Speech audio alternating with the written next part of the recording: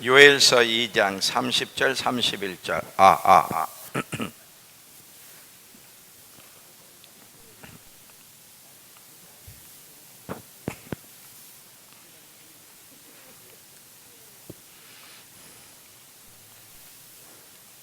자, 1272페이지죠. 구약.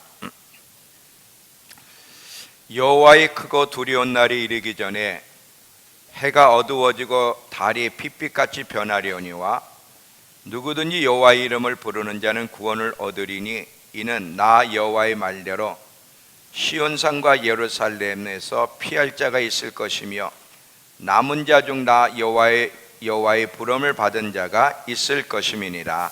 아멘. 자, 오늘도 요한계시록을 공부하자 14번째 여호와의 크고 두려운 날을 준비하라, 이 제목으로 오늘도 말씀을 나누도록 하겠습니다. 성경은 하나님이 어떤 분이시며 하나님이 우리 인간에게 무엇을 요구하시는지 그 하나님의 마음을 기록한 것이 성경이에요. 이 성경에서 하나님의 마음이 무엇이고 무엇을 말씀하고자 하시는지를 올바르게 알려면 반드시 성령의 도우심이 필요해요. 하나님의 마음을 기록한 것이 성경인데 그 하나님의 마음과 뜻을 올바로 깨달으려면 단순히 읽어서만은 알 수는 없어요. 물론 그냥 단순히 읽어서도 알 수 있는 내용이 있지만 더 깊이 하나님의 마음을 헤아리고 그 뜻을 알려면 반드시 성령의 도우심이 필요합니다. 근데 계시록은 더더욱 성령의 도우심이 필요해요. 왜냐하면 다른 서신서와 다르게 계시록에는 많은 비밀스러운 이야기들이 있어요. 반드시 이대로 이루어질 건데 근데 이 계시록에는 많은 그 비밀스러운 내용들이 담겨 있기 때문에 반드시 성령의 도우심이 아니면 잘못된 해석을 하게 되고 잘못된 반응을 하게 되는 것이 문제예요. 이 요한계시록에는 마지막 때의 하나님의 마음이 뭔지, 세상 사람들을 향해서도 하나님의 마음이 무엇인지, 즉 회개하여 심판받지 말고 구원받으라는 것이 하나님의 마음이고 우리 그리스도인들을 향해서도 하나님의 마음이 기록되어 있는 것이 요한계시록이에요. 지금 계속 제가 요한계시록을 암송하고 이것을 계속 반복적으로 암송하고 묵상하면 묵상할수록 깨닫는 게 있어요. 뭐냐면 아직 저도 완벽하게 요한계시록을 다 이해하지 못하고 아직도 요한계시록 안에 있는 비밀들에 대해서는 더더욱 주님의 조명이 필요한데 그럼에도 불구하고 이 계시록을 암송하고 묵상하면 묵상할수록 깨닫는 것이 뭐냐면 오늘날 많은 교회가 많은 목회자들이 계시록을 잘못 해석하고 있다는 거예요. 아니 계시록을 언급하지 않는 분도 많지만 계시록을 언급하고 있는 분들을 보면 굉장히 잘못 해석을 하여 하나님이 계시록을 통해서 우리에게 알려주시려는 하나님의 마음과 뜻을 잘못 이해하고 잘못 전달하고 있다는 사실이에요. 그런데 계시록을 잘못 해석해서 잘못 전달하게 되면 어떤 일이 벌어지냐면 본인만 망하는 것이 아니라 이 잘못 알고 잘못 반응하는 사람들이 마지막 때는 실제로 이런 일이 일어날 거기 때문에 혼돈과 좌절을 만나게 되고 심지어는 영원히 큰 불행을 당하게 되는데 배도의 길을 갈 수 있다는 사실을 기억하셔야 돼요. 이게 무서운 거예요. 이 계시록을 보면 반드시 주님 앞에 담대히 서려면 이기는 자가 되어야 된다는 거예요. 7교회를 향해서 계속 공통적으로 얘기하는 것이 이기는 자는 이걸 주겠다. 이기는 자가 되어야 된다는 것을 7교회 공통적으로 얘기하시고 또 계시록 21장 7절에서 8절을 보면 새하늘 새 땅을 얘기하면서 이 새하늘 새 땅에 대한 이야기를 하고 이것은 누구에게 주냐면 이기는 자는 이것들을 상속으로 받으리니 나는 그들의 하나님이 되고 그들이 내 아들이 될 거다. 그러면서 이기는 자에게 주실 상속을 얘기하면서 그러나 두려워하는 자들과 믿지 않는 자들과 이렇게 나와. 이기는 자와 이기지 못하는 자가 어떻게 차이가, 이기는 자에겐 천국을 상속으로 주지만 이기지 못하는 자는 불과 유황으로 타는 못에 던져지리니 이것이 둘째 사망이다. 이렇게 나오는 거예요. 그럼 반드시 우리는 요한계시록의 내용을 올바르게 알고 올바르게 반응하여 이기는 자로 서야 되는데, 만약에 이 요한계시록을 잘못 이해하고 잘못 해석하고 이것을 잘못 전달하게 되면 본인뿐 아니라 그 듣는 모든 사람도 망할 수 있다는 사실을 기억하셔야 돼요. 요즘 제 마음속에 불붙는 게 한 가지가 있어요. 여러 가지 불붙는 것들이 있는데 그 중에 불붙는 것 중에 하나가 있다면, 어떻게 하면 이 계시록에 담겨있는 하나님의 마음과 뜻을 올바르게 깨달을 수 있을까? 그래서 많은 수많은 영혼들에게 이 계시록을 통한 하나님의 마음을 올바로 전달해서 어떻게 하면 마지막을 잘 준비할 수 있도록 도와줄 수 있을까가 제 속에 불붙었어요. 그래서 계속해서 매일매일 성령께 기도하는 것 중에 하나가 뭐냐면, 하나님, 계시록을 올바르게 이해하고 깨달아서 영혼들에게 지금이 어느 때며 어떻게 마지막을 준비해야 되느냐 올바로 알려서 잘 준비할 수 있는 영혼을 많이 불러일으킬 수 있도록 도와주십시오. 그 마음이 제 안에 불붙어 있고 계속 그 기도 속에 몸부림치고 있어요. 근데 참 놀랍게도요, 제가 이 교회 전화번호 838-8291을 내 핸드폰으로 착신했더니 너무 피곤해. 얼마나 많은 사람들이 전화를 지금 해낸지, 미국에서, 일본에서, 뭐 동남아에서, 어저께는 또 전주에서, 의정부에서, 안양에서, 수원에서 사방팔방 전화가 오는데 너무 감사한 게, 세계 곳곳에서 이 계시록의 말씀을 듣고 도전을 받고 회개하고 깨어나고 있다는 거야. 그래서 이 전화들을 너무 받다 보니까 내가 너무너무 힘들어. 그래서 오늘 착신을 이제 이걸 해제시키려고 할 정도로 그 소원을 하나님이 이루어 주시고 계신 것을 보면서 제가 얼마나 감사한지 몰라요. 이것이 저의 사명이고 우리 믿음교회가 지금까지 훈련받고 준비해온 이유예요. 오늘도 이 요한계시록을 공부할 텐데, 이 요한계시록에 있는 내용 하나하나 구체적인 것을 다 공부하지는 않을 거예요. 아직 제가 잘 모르기 때문에. 제가 계속 이야기하고 싶은 것은 이 요한계시록을 통해서 하나님이 우리 모두에게 깨우쳐 주고 싶어하는 부분들이 있어요. 그 깨우쳐 주고 싶어하는 부분들에 대해서 계속 깨우쳐 주시는 대로 이야기하려고 합니다. 여러분, 전 시간에 요한계시록을 공부하자 13번에서는 어떤 내용을 했냐면, 하나님이 어떤 분이신지, 처음과 마지막에 되시는 분이다. 근데 이 처음과 마지막에 되신다고 얘기할 때는 이게 무슨 뜻인지를 이야기했어요. 자, 왜 계시록은 상징이 아니고 과거에 일어난 사건이 아닌 앞으로 반드시 그대로 이루어질 일인가를 제가 계속 강조를 했습니다. 하나님은 처음과 마지막이 되시고 알파와 오메가 되시고 시작과 마침이 되신다는, 어제도 계시고 지금도 계시고 영원히 계신 장차 오실 분이에요. 하나님은 시작과 끝을 동시에 보시는 분이에요. 우리는 시작과 끝을 동시에 볼 수 없어요. 인간은. 이 시간이라는 개념은 사람에게 적용되는 거지 하나님께 적용되는 게 아니에요. 하나님은 알파와 오메가를 동시에, 알파와 오메가를 동시에 보시고 동시에 살아보신 분이 하나님이세요. 이게 사람의 머리로는 이해가 안 되는 거예요. 하나님은 시작도 살아보셨고 끝도 살아보셨고 시작과 끝이 하나의 하나님께는. 그러니까 이 마지막 때 이야기를 하면서 이 특별히 구약의 내용을 보면 초림의 얘기를 하면서 동시에 재림의 얘기를 하고 앞으로 있을 얘기를 이미 이루어진 것처럼 그렇게 자유롭게 표현하실 수 있는 이유는 뭐냐면 하나님 처음과 마지막 동시에 보시고 살아보신 분이기 때문에 그래요. 이 하나님을 올바르게 알게 되면 하나님은 이 역사를 다스리시는 분인데, 사단도 악한 존재도 천사도 우리 인간들도 어떤 자연재해도 하나님의 인준 없이는, 하나님의 허락이 없이는 절대로 일어날 수 없고 모든 것은 하나님이 통치하고 계신다. 처음과 마지막에 되시는 하나님이 통치하고 계신다는 사실을 분명히 이해하고 알게 되면 요한계시는 반드시 이루어질 일이라는 것을 깨닫는과 동시에 우리가 절대적으로 하나님을 의지하게 되는 거예요. 그리고 절대적으로 하나님을 의지한 사람들에게는 이 어려운 환난의 때를 만나면 두려움으로 접하기보다는 침착하게 마지막을 대비할 수 있다는 사실을 제가 이야기했어요.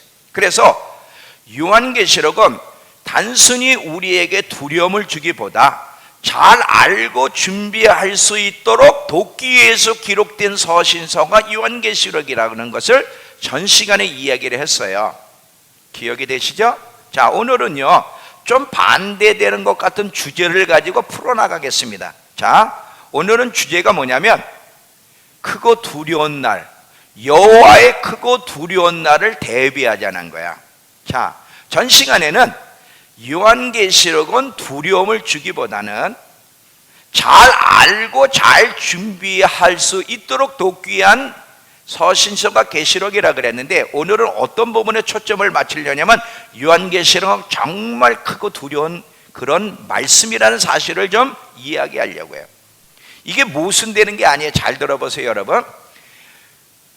이 요한계시록에 있을 이 사건을 구약의 선지자들은 어떻게 표현했냐면 여호와의 크고 두려운 날, 여호와의 크고 두려운 날 이렇게 표현했어요.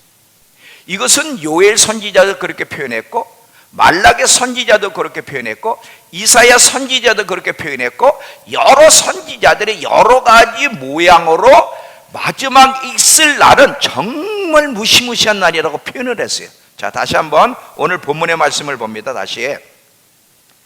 자, 오늘 이 본문의 말씀을 보면 요엘서 2장 31절 다시 한번 펴보세요. 1272페이지 31절.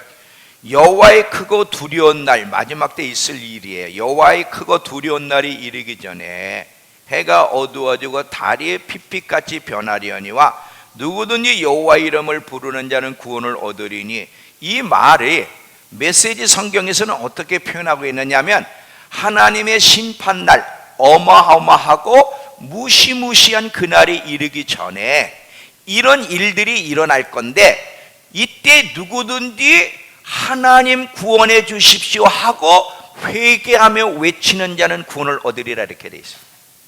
잘 들어봐요.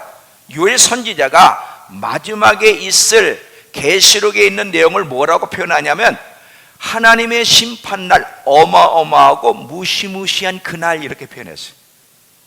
이게 맞아요. 자, 또 말라기서 4장을 가보시면 말라기서 4장 5절에도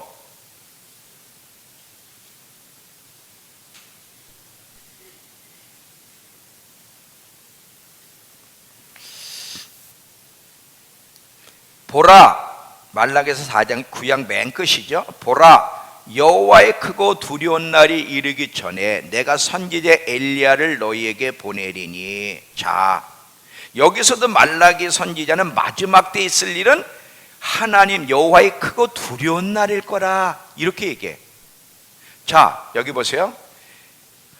또 다른 한편으로는 크고 영화로운 날도 돼요. 왜냐하면 예수님이 오신다는 사실, 예수님이 오셔서 이 사단이 지배하는 세상을 되찾고 다시 통치하여 당신의 백성을 구원하신다는 사실을 보면 크고 영원한 날도 되지만, 그러나 크고 영원한 날이 이루기 전에 크고 두려운 날이 먼저 임할 거라는 사실이죠. 분명한 사실은 크고 두려운 날이 우리에게 지금 오고 있다는 거예요. 이것을 여러분들이 잊지 마셔야 됩니다.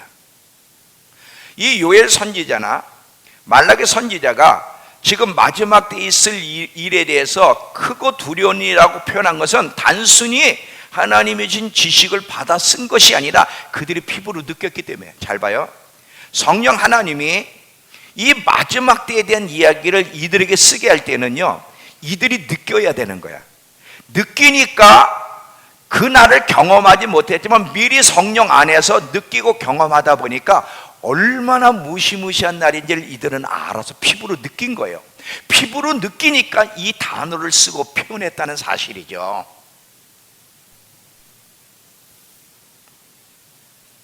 하나님이 이 요한계시록을 통해서 우리에게 마지막 때에 있을 이야기를 이렇게 구체적으로 이야기해 주는 이유 중 하나가 있다면 바로 요엘 선지자나 말라기 선지자처럼 우리가 피부로 느끼게 하기 위해서. 잘 들어봐요. 이 마지막 때 있을 이 사건들을 받아들이고 곧 이러한 일이 일어날 때에 피부로 느껴서 잘 준비하기를 주님이 바라신다는 거예요. 근데 이 내용들을 우리가 피부로 느껴야 되는데 사람이요 피부로 느끼지 않으면 알아도 반응을 안 하는 거 아시죠? 이게 사람의 나쁜 습성이란 말이죠. 어떤 일에 대해서 아무리 전쟁이 온다, 환란이 온다, 재난이 온다, 막 아무리 지진이 온다 이 얘기를 해도 이게 피부로 와닿지 않으면, 그런 일이 일어나지 않으면 이게 준비를 안 하게 돼 있어요. 그게 사람의 모습이에요.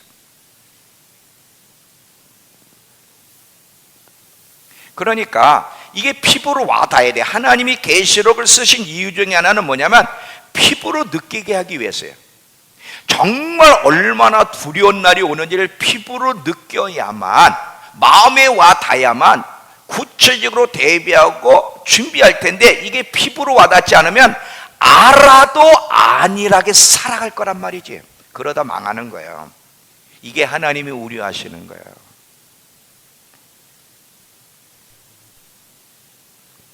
자, 하나님의 마음을 잘 보세요. 하나님이 우리에게 뭐를 지금 요구하시는가, 이 계시록을 통해서.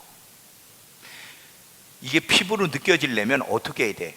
계시록을 믿어야 되고, 이걸 진짜 믿어야 돼. 이것은 앞으로 반드시 일어날 일이라는 사실을 믿어야 되고, 부지런히 읽고 묵상하며 성령의 도우심으로 느끼게 해달라고 해야 돼.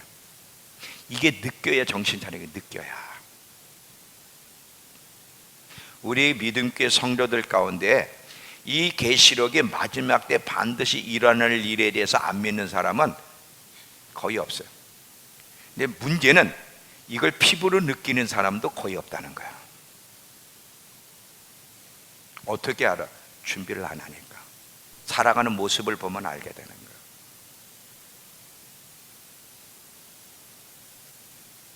잘 들어봐요. 만약에 우리가 이 계시록의 말씀을 보면서 두려움을 느끼고 구체적으로 준비하지 않는다면 이 일이 일어날 건데, 일어나게 되면 혼돈이 올 거고 많은 고통과 아픔을 경험하고 결국은 배도하는 불행한 날을 만날 수 있다는 거 잊지 마세요. 예를 드릴게요. 우리 대한민국에는 전쟁이 일어난다고 믿는 사람이 거의 없어요. 아마 국민의 7, 80%는 전쟁은 절대로 일어나지 않는다. 왜?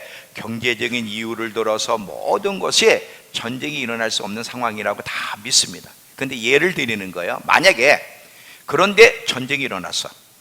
전쟁이 일어나지 않을 거라고 믿고 대비도 안 하고 있는데 갑자기 전쟁이 일어난다면 그때 어떨까? 침착할까요? 어떨까요? 갑자기 다 아수라장이에요.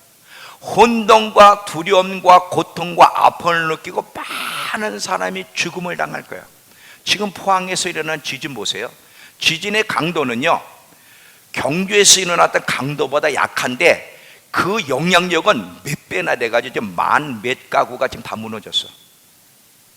그 영향력이 지금 어마어마하게 공포에 떨고 있잖아요. 근데 그들이 지진이 올 거라는 거 생각을 했습니까? 아니에요. 갑자기 닥치니까, 대비하고 있지 않다 닥치니까 얼마나 그 불안함과 혼돈과 고통과 이런 걸 느낍니까? 마지막 때도 그렇게 될 거야. 그렇게 될 거야. 만약에 저와 여러분이 정말 하나님을 경외하는 마음이 있다면, 경외하는 마음으로 이 하나님 말씀을 보고 듣는다면 우린 노아처럼 반응할 겁니다. 자, 한번 히브리서 11장 가보세요. 히브리서 11장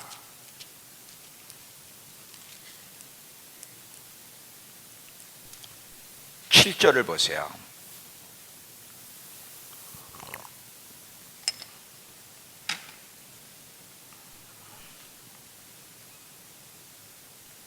자, 11에서 7장 피셨죠? 믿음으로 노아는 아직 보이지 않는 일에 경고하심을 받아 하나님 말씀을 들었어요. 하나님이 심판한다는 말씀을. 경외함으로 방주를 준비해 그 집을 구원하였으니 이는 이로 말미암아 세상을 정죄하고 믿음을 따르는 의의 상속자가 되었느니라. 자, 이 노아를 잘 보세요. 노아가 하나님의 말씀을 들을 때 그냥 들은 게 아니에요. 경외하는 마음으로 들었어요. 그러면 하나님 말씀을 경외하는 마음으로 듣는 것과 경외하는 마음이 없이 듣는 것은 어떤 차이가 있느냐? 믿느냐 안 믿느냐의 차이로 끝나는 게 아니에요. 경외하는 마음이 없이 말씀을 들으면 절대로 반응 안 해. 근데 하나님을 경외하는 마음으로 듣게 되면 그대로 믿으면서 그대로 반응하고 준비하게 돼 있어. 노아가 그렇게 했다는 거야. 근데 참 놀라운 건요, 이 시대에 노아가 하는 그 말, 노아가 방주를 만드는 그 행동을 보고 믿는 사람이 하나도 없었다는 거야. 다 조소하고 저 미쳤다고 말해. 무슨 하나님이 홍수로 심판하냐고, 날씨가 이렇게 좋고 세상이 이렇게 번영하고 있는데 참 미친 늙은이라고. 아마 전부 다 손가락질하면서 믿지 않았을 거예요. 그런데 노아는 아랑곳하지 않고 하나님을 경외하는 마음이 있었기에 하나님이 말씀하신 그대로 이루어질 걸 믿었을 뿐 아니라 정말 준비하고 대비하였고 그래서 구원받았다는 거야. 이게 오늘 우리에게 필요한 거야. 이게 필요한 거야. 하나님의 말씀을 믿는 것도 중요하지만 경외하는 마음으로 들어야만 반응하게 돼 있어요.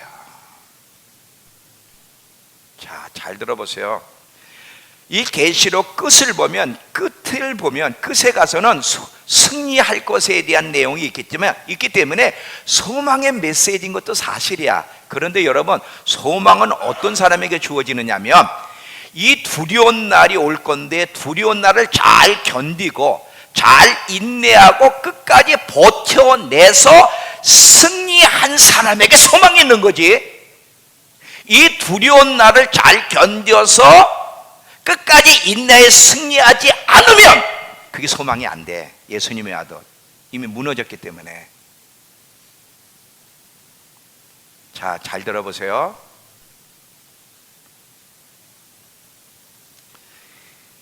이 우리 앞에 있을 일이 얼마나 두려운 날인지 두려움을 제대로 이해하지 못하면 제대로 준비할 수 없을 거고, 제대로 준비하지 않는 자는 환난을 통과할 수 없어. 그렇기 때문에 예수님이 오셔도 그는 낭패를 만나게 되는 거예요. 그러니까 이 메시지가 나에게 소망이 되려면 먼저 이 계시록에 있는 내용들이 얼마나 두려운 날들인지를 알고 어떻게 대비하여 극복하고 이기는 자를 쓸 수 있을지를 이 말씀을 통해서 배워서 잘 대비하고 잘 견딘 자에게 소망이 되고 승리가 있는 거지, 그렇지 않은 사람들에게는 안 되는 거예요. 자, 잘 보세요. 예를 드릴게요. 이 계시록에 나와 있는 일곱 나팔, 일곱 재앙들을 제정신 가지고 이거는 그대로 상징이 아니고 그대로 이루어질 거라고 딱 한 번만 읽어봐요. 그냥 두려움이 와. 안 오면 그거는 제정신이 아니야. 만약에 이 계시록의 내용은 이건 거짓말이다, 다 상징이라 그러면 두렵지 않을 거야. 근데 이 계시록의 내용은 상징이 아니라 진짜 이대로 이루어질 거라고 믿고 한번 읽어봐. 계시록 7장에 땅 네 모퉁이에서 네 천사가 서서 이 네 천사에게 주어진 임무는, 권세는 뭐냐면 바람으로 하여금 땅과 바다를, 나무들을 해롭게 하는 거야. 막 이 어마어마한 허리케인으로 많은 피해를, 사람을 죽이는 이런 권세가 있어. 근데 이때 보호를 받으려면 인을 반드시 받아야 돼. 하나님이 인을 받는 자만 보호를 받는다는 거예요. 여러분, 미국에서 일어나는 허리케인만 봐도 얼마나 끔찍한지 알죠? 이번에 플로리다에 임했던 그 허리케인 때문에 2천만 명인가가 피난길이 그게 미국에만 일어나는 게 아니라 전 세계 동시적으로 일어나는데 어찌 그것이 일어나는데 끔찍하지 않겠고, 계시록 9장에 황충재앙, 악한 영들이 등장하여 많은 사람들을, 정갈에 물렸을 때 사람이 고통당하는 고통을 5달 동안, 그때 죽고 싶어도 죽을 수가 없고 5달 동안 어마어마한 고통을 느끼게끔 하는 재앙이 임하는데, 그래서 계시록 8장 끝에 가면 7나팔, 4나팔을 얘기하고 5 옆서 7번째는 뭐라고 표현하냐면, 자, 계시록 8장을 가보세요. 계시록 8장 13절, 넷째 천사의 나팔이 끝나고 5째 천사의 나팔 이야기하기에는 중간에 이런 말을 해요. 8장 13절, 내가 또 보고 들으니 공중에 날아가는 독수리가 큰 소리 이르되 땅에 사는 자들에게 화가 있으리니 이는 세 천사들이 불어야 될 나팔 소리가 남아 있음이래다. 지금도 끔찍한데 앞으로 일어날 이 재앙이 얼마나 끔찍하면 화 땅에 거하는 데에 화가 임할 거라고 이렇게 얘기하느냐. 이게 만화책 얘기도 아니고 소설 얘기도 아니고 실제로 이것이 그대로 이루어질 하나님의 계시인데 어찌 두렵지 않습니까?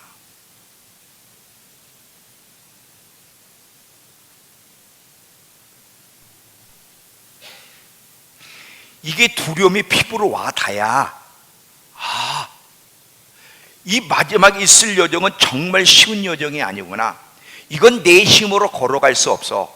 근데 성경에 보니까, 계시를 보니까 인받으면 하나님이 보호해 주신대, 승리할 수 있게 해주신대.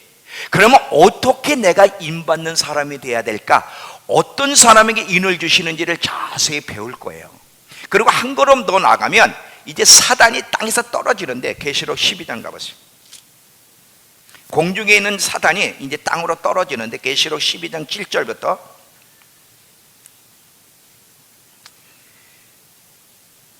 하늘에 전쟁이 있으니 미가엘과 그 사자들이 용과 더불어 싸울세. 용과 그 사자들도 싸우나 이기지 못하여 다시 하늘에서 그들이 있을 곳을 얻지 못한지라. 큰 용이 내쫓기니 옛뱀 곧 마귀라고도 하고 사단이라고도 하며 온 천하를 꿰는 자라.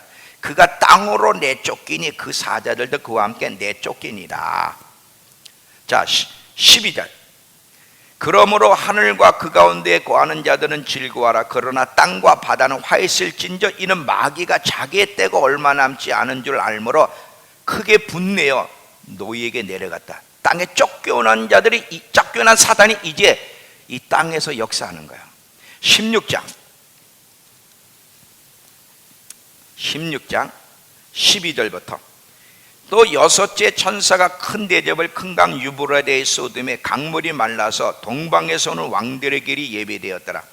또 내가 보매 개구리 같은 새 더러운 용이 용의 입과 짐승의 입과 거짓 선지자의 입에서 나오니, 이제 이 세 인물들이 등장하여 역사하는 거야. 잘 들어봐요.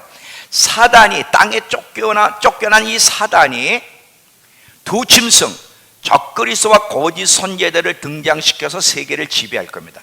세계를 지배하면서 모든 사람에게 표를 받게 하고 자기에게 경배하게 할 건데, 만약에 짐승에게 경배하기를 거부하게 되면 어떤 불이익과 고통이 따르냐면, 표를 받지 않으면 매매할 수도 먹고 살 수도 없게 한다고 13장에 나와 있어요. 경제적 불이익. 그리고 모든 민족에게 핍박을 받을 거예요. 그리고 어떤 사람은 감옥에 갇힐 거고 어떤 사람은 죽음을 당하는 어마어마한 고통이 따라올 거예요. 짐승에게 경배하지 않으면. 근데 잘 봐요.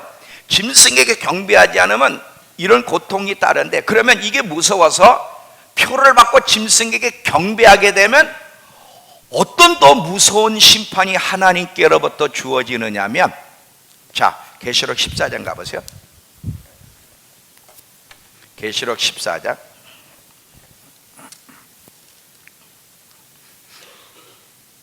9절서부터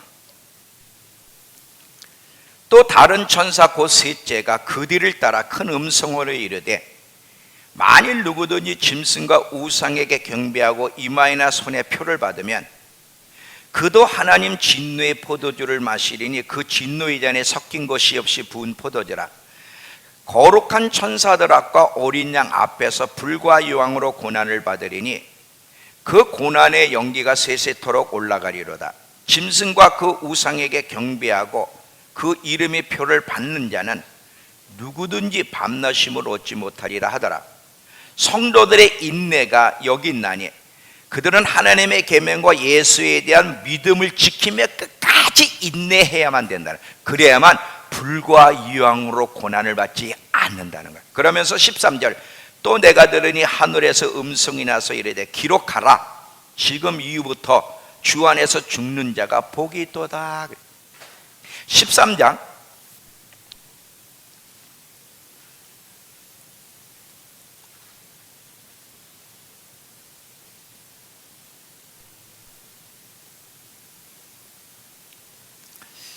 15절서부터 보시면 그가 권세를 받아 짐승 우상에게 생기를 주어 그 짐승 우상으로 말하게 하고 그 짐승 우상에게 경배하지 않는 자는 멸시든지 다 죽이게 하더라. 그가 모든 자 곧 작은 자나 큰 자나 작은 자나 가난한 자나 자유인이나 종들에게 그 오른손이나 이마의 표를 받게 하고 누구든지 이 표를 가진 자 외에는 매매를 못하게 하니 이 표는 짐승의 이름이나 그 이름의 수라. 지혜가 여기 있으니 청명한 자는 그 짐승의 수를 세어보라. 그것은 사람의 수니 666이니라. 자, 표를 받지 않은 자는 누구든지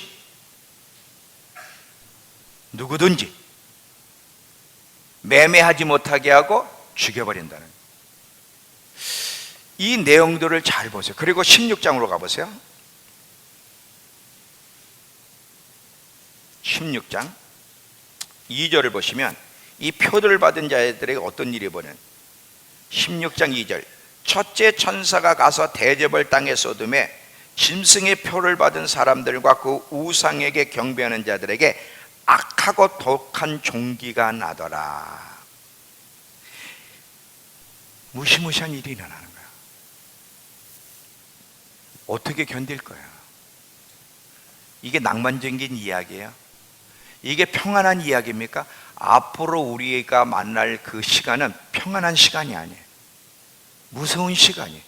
그 시간이 우리를 기다리고 있고 달려오고 있어요. 이것을 하나님이 우리로 하여금 피부로 느끼며 잘 대비하라고 말씀하시는 거예요.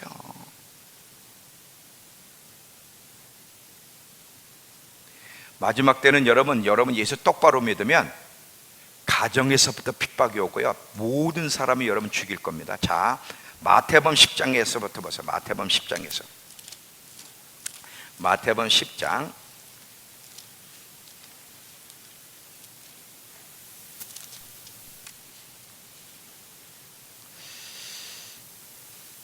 자 21절 22절 장차 앞으로 이런 날이 온다. 형제가 형제를, 아버지가 자식을 죽는데 내주며 자식들이 부모를 대적하여 죽게 하리라. 또 너희가 내 이름으로 말미암아 모든 사람에게 미움을 받을 것이나 끝까지 견디는 자는 구원을 얻으리라. 여러분, 마지막 때 적그리스도가 세상을 지배하면서 표받게 하고 자기에게 복종, 자기를 경배하게 할 때 진실한 그리스도인들은 거부할 거예요.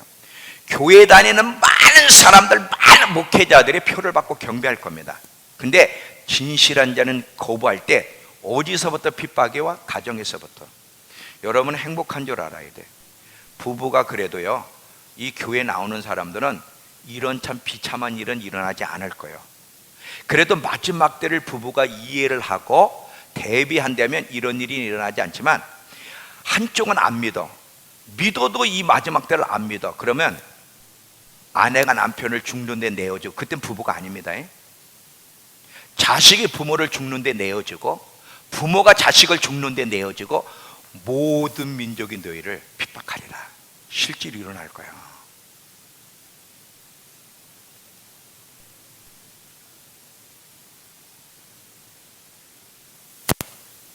두려운 시간이, 두려운 날이 우리를 찾아오고 있어요. 근데 하나님이 왜 이 두려운 날을 피부로 느끼기를 원하세요? 그래야만 정신 차리고 대비하고 준비할 수 있으니까. 사람은 안 된다 그랬잖아요. 알아도 피부로 느끼지 않으면, 그 일을 눈으로 보지 않으면 정신 못 차리는 게 사람이라 해. 그거는 저도 마찬가지고 여러분도 마찬가지예요. 근데 요한계시록이 아주 생생하게, 아주 구체적으로 어떤 일들이 있을지를 이렇게 자세하게 우리에게 이야기해 주신 이유는 피부로 느껴서 대비하도록 돕기 위해서. 대비하기 위해서. 얼마나 놀라우신 배려예요. 이런 걸 모르고 그 순간 그 일을 만난다면 얼마나 당황하고 혼돈과 함께 잘못된 선택을 하겠습니까? 이렇게 살려주고 싶고, 이렇게 준비하여 이기는 자가 되게 하고자 하는 그 주님의 마음.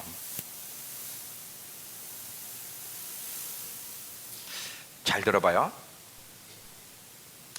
이 요한계시록은요, 지금은 이렇게 책으로 써 있지만 그 당시에 요한이 쓸 때는 두루마리에 기록돼서 말려있는 말씀이에요.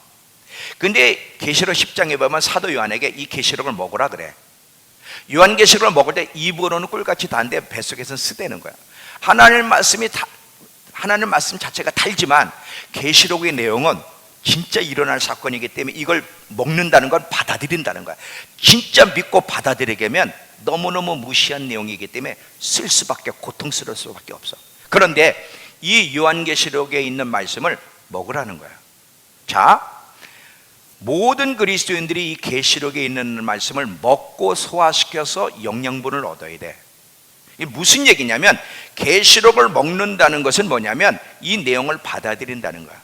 받아들이지 않는 자는 계시록을 안 먹어요. 여러분, 아무리 계시록 읽으라 그래도 이 계시록을 안 받아들이는 사람은 절대 안 있습니다. 근데 믿는 사람은 분명히 지금 10독, 20독, 30독, 40독, 50독, 아마 100독 한 분이, 우리 이복희 권사님이 100독 하셨다 그러던데, 네. 아마 100독 한 사람은 별로 없을 거예요. 그러나 진짜 여러분들이 받아들이는 사람은 이 계시록을 먹고 있을 거라고, 지금 믿는 사람은 하나씩. 근데 이거를 먹을 뿐 아니라 소화를 시켜서 자기 것으로 만들어야 돼. 무슨 얘기냐면, 소화시켜서 자기 것으로 만든다는 건 뭐냐면 이런 얘기예요. 자, 설명을 할게. 잘 들어봐요. 이 창조 세계는 기준이라는 게 있어요. 뭐냐면, 자, 나침반이야?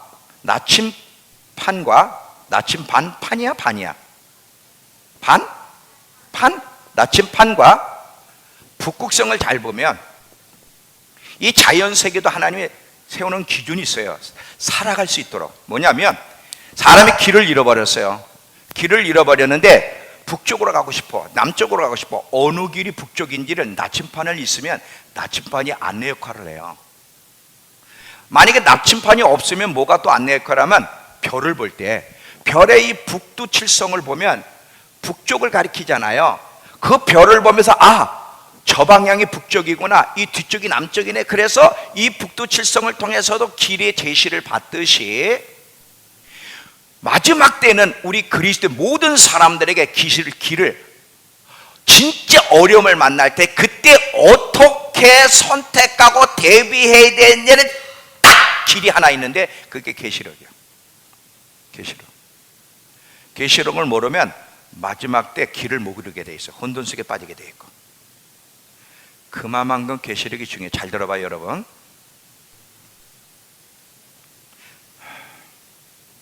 또 다른 측면으로 얘기할게. 또 들어보세요. 이게 왜 지금 그렇게 중요하냐면, 자, 또 전쟁이 일어나면 통신수단이 다 끊어져요. 전쟁이라면 통신수단이 끊어지면 군대가 전쟁을 수행할 텐데, 본부에서 예를 들면 본부에서 이제 중대나 이렇게 지시를 내려야 되겠는데, 통신수단이 끊어지면 지시를 못 내리잖아요. 그러면 어떻게?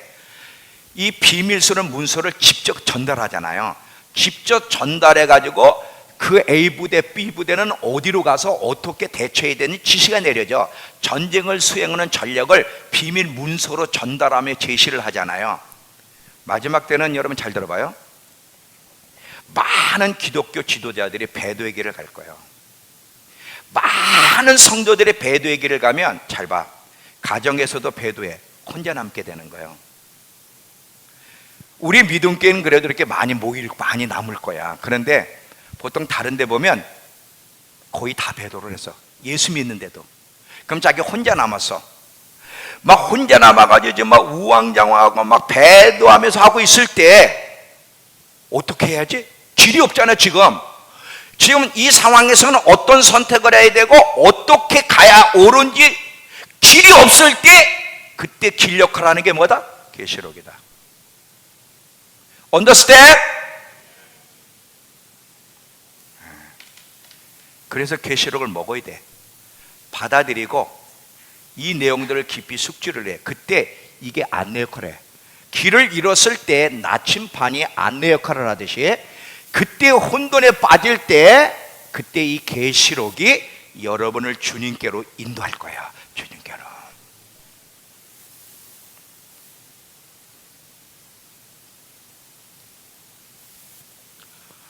어느 때보다도요, 계시록을 잘 알고 있어야 돼요.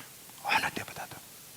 특별히 하나님이 처음과 마지막에 되시는 분이라는 사실이 뭔지를 알아서 어느 때보다 더 주님을 가까이 하고 의지하는 법, 어느 때보다도 더 많은 시간을, 여러분 가능하면 모든 시간, 먹고 사는 일, 잠자는 거 외에 짜투리 시간, 가능하면 더 많은 시간을 주님과 교제하는 데 시간을 보내야 돼.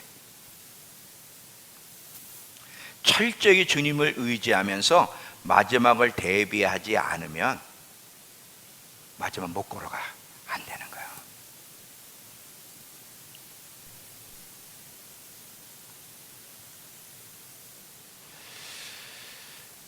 짐승이 다스리는 무서운 시대가 온다. 여러분, 이 표반은 얘기했지만 어저께 그 롯데마트에서 선전하는 거 보셨어요?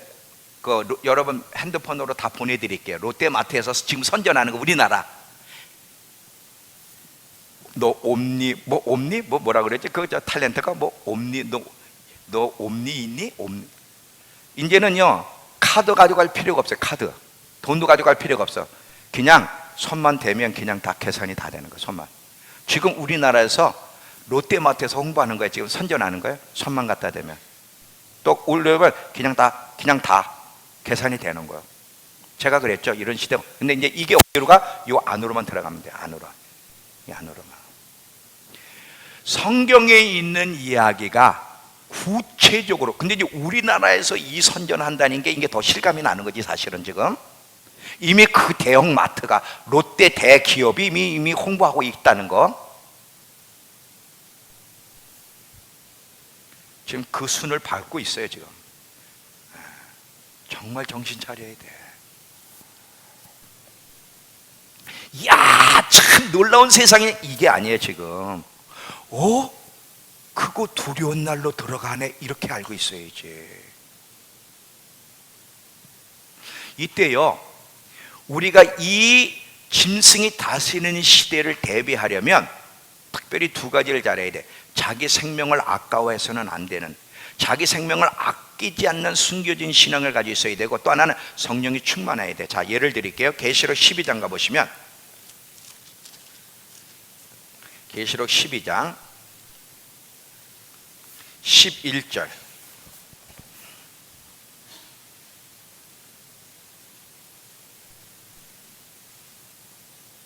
계시록 12장 11절. 또 우리 형제들이 어린 양의 피와 자기들이 증언하는 말씀으로서 그를 이겼으니, 그들은, 이기는 자는 어떤 특징이 있냐면 죽기까지 자기들의 생명을 아끼지 아니했기 때문에 이기는 자야. 여러분, 지금처럼 자기 안전, 자기 먹고 사는 것, 자기 편안함, 자기 성공, 자기 욕망이 우선인 사람은 이때요 못 걸어가. 안 돼. 이때 어떤 사단의 요구, 짐승의 요구에도 거부하려면 순교적인 신앙이 있어야 돼. 자기 목숨을 아까워하지 않는 자가 짐승이 다지는 시대 속에서도 대적할 수 있지. 자기 목숨을 우선으로 하는 이런 신앙 상태로는 이때 배도하게 되는 거예요. 또 하나는 잘 봐요. 왜 성령이 충만해야 되냐면 그 순교의 현장 앞에서도 예수님을 볼 수 있다면 순교를 할 수가 있어요. 대표적인 사람이 누구예요? 스데반이에요. 스데반이 지금 막 사람들이 돌로 쳐서 죽이는 현장 속에서도 분노하거나 두려워 떨지 않고 오히려 자기를 죽이는 자들을 향해서 하나님 저들을 용서하옵소서, 저들은 저들의 죄를 알지 못한다고 평안한 가운데 죽을 수 있었던 건 뭐냐면 눈이 열려서 그 자기의 영혼을 받기 위해 서 계신 예수님의 모습을 봤기 때문에 그런 거예요. 근데 그 성경에 스데반이 어떤 사람인지를 바로 위에 표현하기를 성령이 충만하여 이렇게 나와. 성령이 충만하여 주님을 볼 수 있다면 어떤 핍박도 순교도 능히 감당할 수 있습니다. 있어요. 그래서 여러분 마지막 때에 정말 성령이 충만해야 되고 자꾸 자기 목숨을 자기를 우선으로 하게 자기 중심적인 삶을 부인하면서 자기 목숨도 아까워하지 않는 훈련, 하나님의 인침받는 사람에 되려고 애를 쓰면서 잘 준비하는 자는 하나님의 보호하심이 있어 승리할 거지만 계시록에 더 이해하지 못하고 주님의 마음을 깨닫지도 못하고 준비하지 않는 자는 이때 큰 불행한 날을 만날 거예요. 우리 믿음께 성도들만큼 복 있는 성도들이 있을까? 없어요. 여러분, 마지막 때는 눈물을 많이 흘릴 거다. 정말 눈물을 많이 흘릴 거야. 근데 그 눈물은 지금 같은 눈물이 아니야. 자, 예를 드릴게요.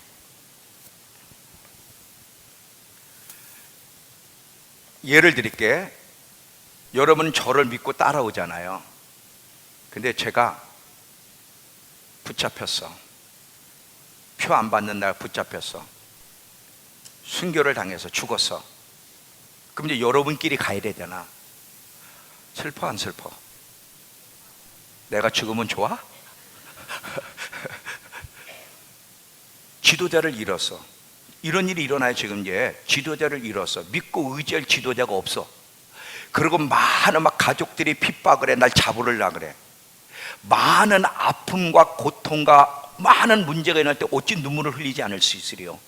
근데 그 눈물을 흘릴 때도 그럼에도 불구하고 눈물 가운데서 소망을 잃지 않고 믿음과 인내로 끝까지 견디어 승리하는 자에게는 반드시 주님이 그 눈물을 닦아주시고 영원한 보상을 주실 거라는 거야. 자, 계시록을 봅시다. 계시록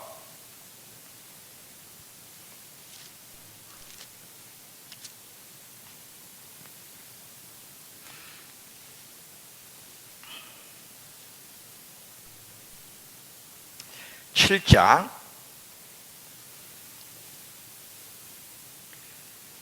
9절서부터 17절까지 쭉 읽을게요. 이 일 후에 내가 보니 각 나라와 족속과 백성과 방언에서 아무도 능히 셀 수 없는 큰 무리가 나와 흰옷을 입고 손에 종려가지를 들고 보호자 앞과 어린 양 앞에 서서 큰 소리로 외쳐 이르되 구원하심이 보호자에 앉으신 우리 하나님과 어린 양에게 있도다 하니 모든 천사가 보호자와 장로들과 내 생물의 주위에 서 있다가 보호자 앞에 엎드려 얼굴을 대고 하나님께 경배하여 이르되 아멘. 찬송과 영광과 지혜와 감사와 존귀와 권능과 힘이 우리 하나님께 세세토록 있을지어다. 아멘 하더라. 장로 중 하나가 응답하여 나에게 이르되 이 흰옷 입은 사람들은 누구며 어디서 왔느냐? 내가 말하기를 내 주여 당신이 아시나이다 하니 그가 나에게 이르되 이는 큰 환난에서 나오는 자들인데, 이 다 순교당하는 사람, 환난에서 나오는 자들인데 어린 양의 피에 그 옷을 씻어 쉬게 하였느니라. 그러므로 그들이 하나님 보호자 앞에 있고 또 그의 성전에서 밤낮 하나님을 섬기매 보호자에 앉으신 이가 그들의 장막을 치시리니 그들이 다시는 줄이지도 아니하며 목마르지도 아니하며 해나 아무 뜨거운 기운에 상하지도 아니하리니 이는 보호자에 계신 어린 양이 그들의 목자가 돼서 생명수 샘으로 인도하시고 하나님께서 그들의 눈에서 모든 눈물을 씻어주실 거다 그랬어요. 이번에는 21장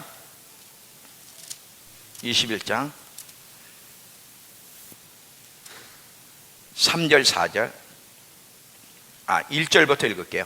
또 내가 새하늘과 새 땅을 보니 처음 하늘과 처음 땅이 없어졌고 바다도 다시 있지 않더라.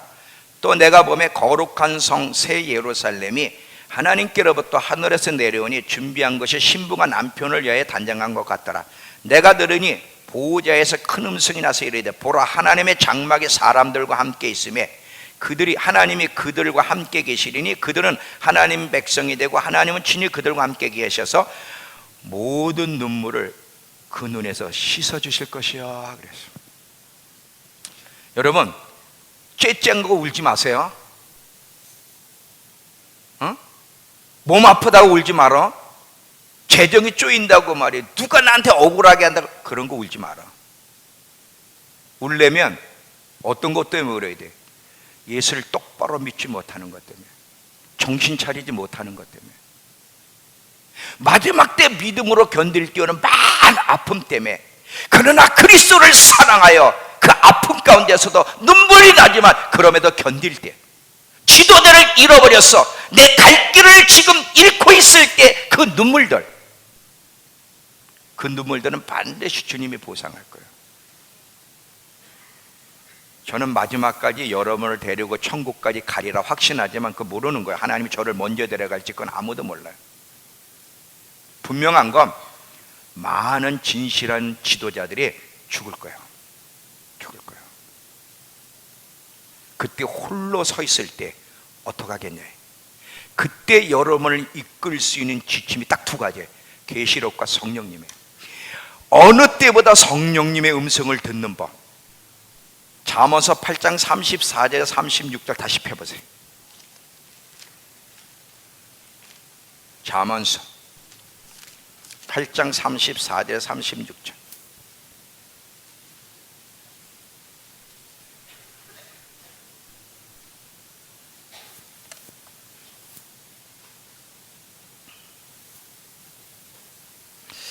누구든지 내게 들으며 날마다 내 문 곁에 기다리며 문설주 옆에서 기다리는 자는 복이 있나니 대저 나를 얻는 자는 생명을 얻고 여호와께 은총을 얻을 것이라. 그러나 나를 잊는 자는 자기 영혼을 해하는 자라. 나를 미워하는 자는 사망을 사랑한다.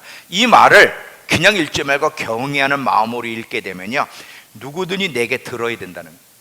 하나님의 자녀냐? 그럼 너는 내 소리를 들을 줄 알아야 된다. 누구든지 나를 들으라는 게 명령이야.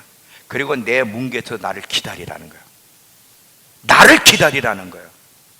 마지막 때가 되면 더더욱 이 말은 진가를 발휘할 건데, 여러분 지금은요 혼돈의 시대, 미혹의 시대라 무조건 지도자를 따라만 가서 되는 시대가 아니야. 지도자를 따라가지만 분별함에 따라가지 못하면 지도자가 잘못할 때 같이 망할 수 있는 시대이기 때문에 가장 안전하고 믿을 수 있는 분은 성령님이에요. 여러분은 어느 때보다 성령님이 누구신지를 알아야 되고 그분과 친해져야 되고 그분의 음성을 듣고 그분의 지시를 따라 움직이는 법을 배워야 돼. 누구든지 내게 들으며 그리고 내 문 곁에서 나를 기다리라는 거야. 기다리라는 거야. 이것이 마지막 여러분을 지켜줄 거고, 또 하나는 계시록의 말씀이, 여러분이 받아들인 계시록의 말씀이, 익숙해진 계시록의 말씀이 여러분을 지켜줄 겁니다. 그 외에는 방법이 없어요. 다시 얘기합니다. 어느 때보다도 계시록을 읽고 숙지하세요. 이 예언의 말씀을 읽고 듣고 그 가운데 기록한 대로 지켜라. 때가 가까이 임박했다. 자, 또 보세요. 이 계시록의 말씀을 진짜 잘 아는 것과 모르는 것의 차이를 이야기하면서 또 대비하는 게 얼마나 중요한지를 이야기합니다. 자, 지금 이 계시록에 있는 내용들을 잘 알고 준비하는 자와 준비가 없는 자의 차이는 또 이렇게 설명할 수 있어요. 여러분 번지 점프 알죠? 번지 점프. 높은 번지 점프에서 이제 떨어지는 거, 밑으로 떨어질 때 얼마나 무시무시해. 그런데 여기에 그 안전바를 몸에 다 걸면 슉 떨어져도 죽질 않아. 죽지 않고 다시 올라올 수 있어. 근데 번지 점프하면서 안전바를 걸치지 않아. 그러면 죽고 다시 못 올라와.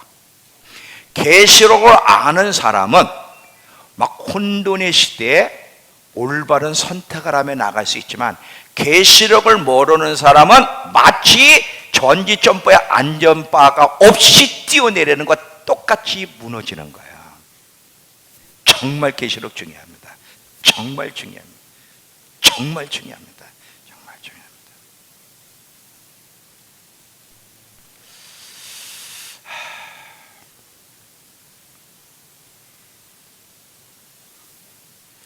하나님은 요한계시록에 있는 내용을 그대로 믿고 받아들이고 두려움을 느끼길 원하세요. 이건 단순히 두려움을 주기 위해서가 아니라 두려움을 느껴야 정신 차리고 하나님을 가까이 하고 대비할 수 있기 때문에. 자, 이제 결론인데 잘 봐요. 이 요한계시록에 아까 읽으면서 계시록 16장 15절을 보시면, 계시록 16장 15절,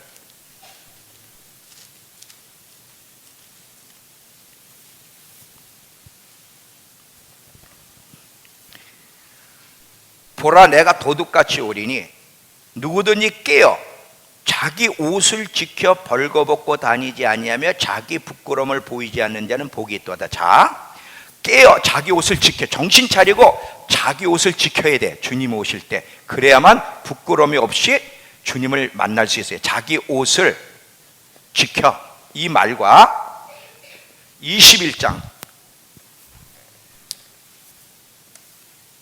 14절, 22장 14절, 죄송합니다. 22장 14절.